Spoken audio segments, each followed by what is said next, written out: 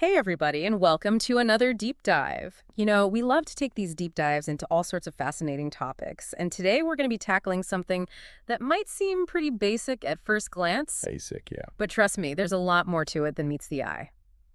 We're going to be talking about numbers and time in English. That's right. We use them every day. Yeah. But have you ever stopped to think about how these systems actually work? I know, I haven't really, and that's why I'm so excited to have you here with us to break it all down.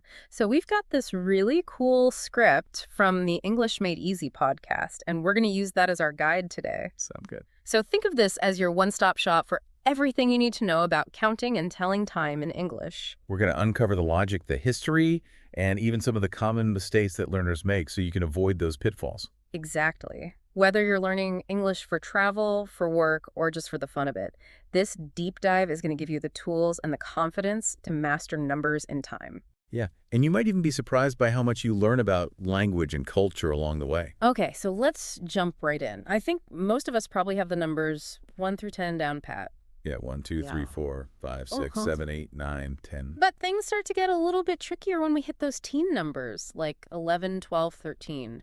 Yeah, what's the deal with that teen suffix anyway? That's a great question, and I'm curious to hear your take on it. Well, it might sound a little strange, but teen is actually just an old way of saying 10. Really? So when you say 11, you're essentially saying 1 and 10. Oh, that makes sense. 12 is kind of an oddball, but then you've got 13, 3, and 10, 14, 15, and so on. It's like a little formula. So those teenage years are literally all about adding to that base of 10. Exactly. It's all about building on that foundation. I love that. And then it seems like things smooth out a bit when we hit the 20s, 30s, and so on. Absolutely. You establish a new base, 20, 30, 40, and then you use those single-digit building blocks to create the rest of the numbers. So 21, 22, 23, it's all about combining those units with the base 10 increments. You got it. Okay, I'm starting to see the pattern here. It's not just a random jumble of words. There's a system, a logic to it. And that's what makes it so easy to remember. Once you understand the system, you can build any number you need. Now, what about telling time in English? Ah, time. That's where things can get a little tricky for some people. I know, I used to get so confused with all those quarter past and quarter to expressions. Yeah, those can be a bit of a head scratcher at first, but they actually make a lot of sense when you think about how people used to tell time. How so? Well, imagine a time before clocks, before digital displays. People relied on the sun's position in the sky to track time. Oh, right. So quarter past literally meant that the sun had moved a quarter of the way across the sky since the last hour. Wow, so it's like a visual representation of time passing. Exactly. Yeah. And quarter to meant that it was almost a quarter of the way to the next hour. It's amazing how those phrases have survived, even though we don't rely on the sun for timekeeping anymore. Right. It's like a little glimpse into the past, a reminder of how our language has evolved over time. So even though we use clocks now, those phrases still have that visual logic to them. Think of a clock face. Each number represents an hour, and the hands move in a circle to mark the time. So quarter past means the minute hand is a quarter of the way past the hour, and quarter to means it's almost a quarter of the way to the next hour. Precisely. I'm starting to see the beauty in these little quirks of the English language. Me too. There's so much history and culture embedded in these seemingly simple concepts. It's fascinating, and it makes learning English even more rewarding when you can appreciate those nuances. Absolutely. It's about more than just memorizing words and rules. It's about understanding the story behind the language. Okay, so we've got the quarter past and quarter to thing down, but I'm thinking there's more to this whole time-telling thing, right? I mean, we've got AM and PM and even military time. What about all that? You're right. There's definitely more to it. And you brought up some really important points like AM and PM. Right, because those seem simple enough, but I know they can be a real headache if you mix them up. Absolutely. You don't want to show up for breakfast meeting at 8 p.m. Oh, no, definitely not. I've been there, done that. It's not fun. And this script actually does a great job of highlighting the 12-hour system, which is what you'll encounter most often in everyday situations. That's good to know because I'm all about practicality, focusing on what I'll actually use. Exactly. And when it comes to AM and PM, it's all about getting that context right.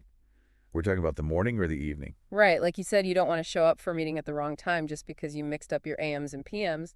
And that brings us to another common mistake that learners often make confusing 0 and O when saying the time. Oh, yeah, heard that one before. Like it's 10:05, not 10:05. That's subtle.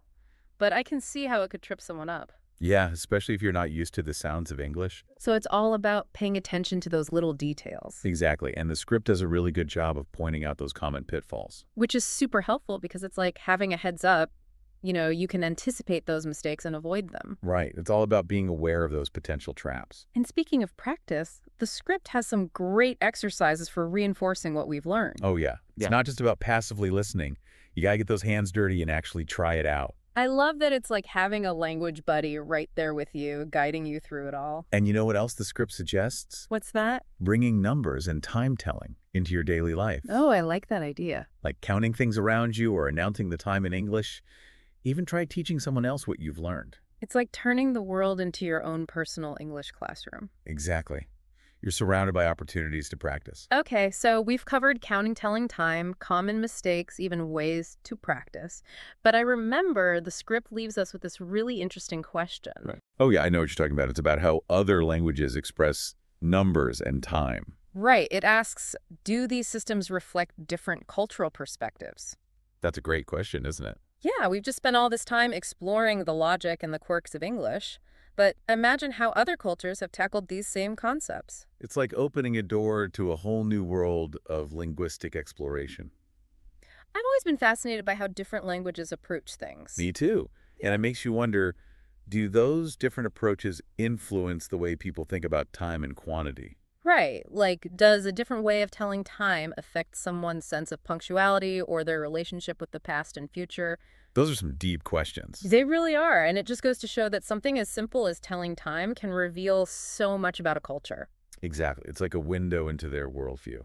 And the same goes for number systems, right? Different cultures have developed unique ways of counting. And those systems often reflect their values and their priorities. My mind is officially blown. It's like each language is a puzzle, and understanding their system for numbers and time helps you unlock a deeper understanding of the culture itself. It's fascinating. And it's a reminder that language learning is about so much more than just words and grammar.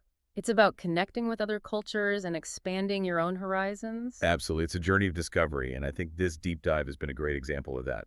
I feel like we've been on this incredible journey, exploring something that we use every day, but never really stop to think about in depth. Yeah, it's amazing how much depth there is to these seemingly simple concepts of numbers and time.